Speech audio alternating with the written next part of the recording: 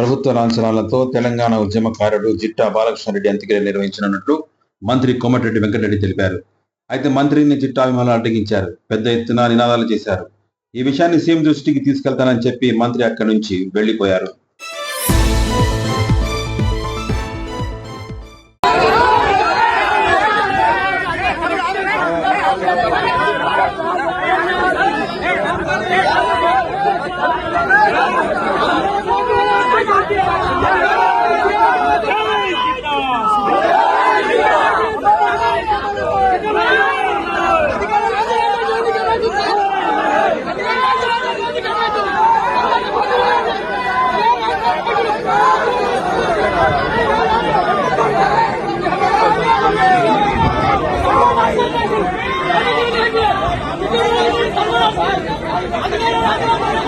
Come on,